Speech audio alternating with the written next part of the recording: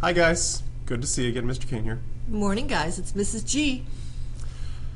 Mr. Kane? Yes, Mrs. G. What is on your board right now? Why is there a hand on your board? There's a hand. It's I needed a hand, so somebody gave me a hand.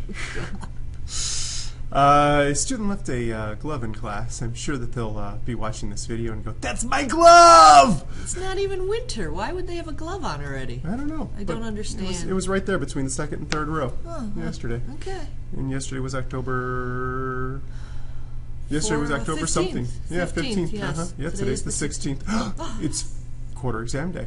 Ooh. And we're doing percent compositions. And So, it's- Mrs. G, Yes, sir. if there are 50 questions... All right. Percent composition. Percentage by mass of an element in a compound, molecule, or formula unit. Okay. So the calculation for percent comp looks kind of familiar here.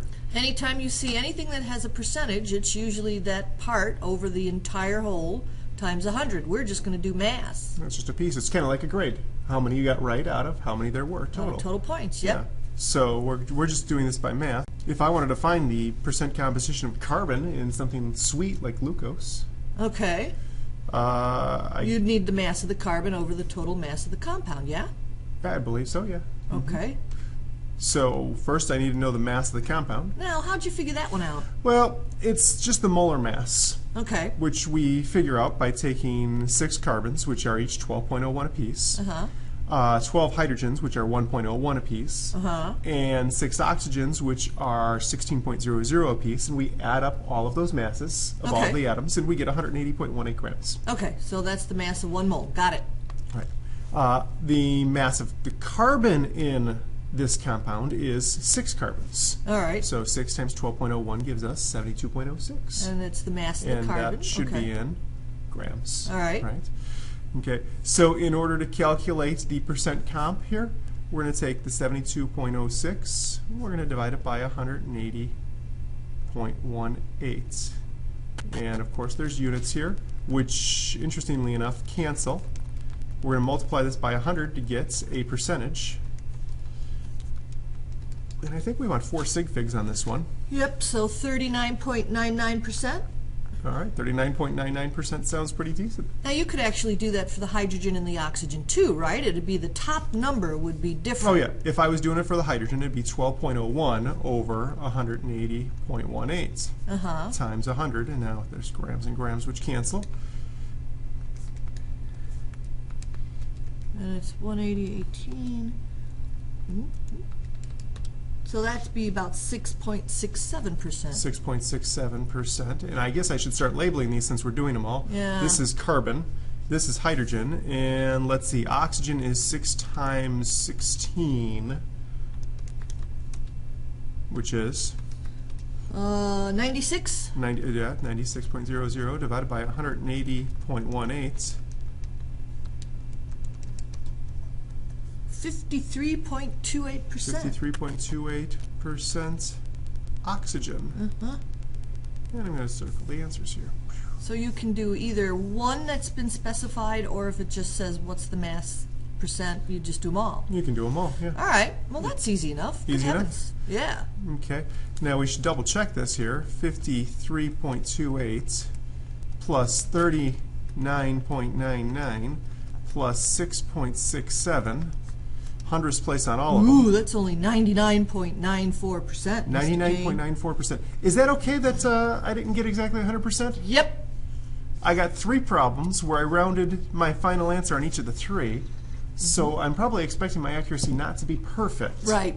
Yeah. Yep. Since I rounded 3 times. Good thing we did that precision section first. Explains a lot of that. Yes, it does. Now, this one's different. This one's a little bit different. Yeah, let's see. They tell us that we've got a compound, made of aluminum and bromine, and that it weighs 266.68 grams. So that's the mass of the compound there. So what we're going to have to do is we're going to have to think about it. The mass of the aluminum, well, no, we don't have to think about it. This is given to us. So this is lab data. This is lab data. The other one was a formula. This is just lab data, isn't it? They've actually decomposed the compound that had aluminum bromine in it. And they Okay. found out that 26.98 grams was aluminum. Okay. So if we're trying to figure out the percent comp of aluminum, we're going to take 26.98 grams and divide it by the total mass, Of the compound. 266.68 grams.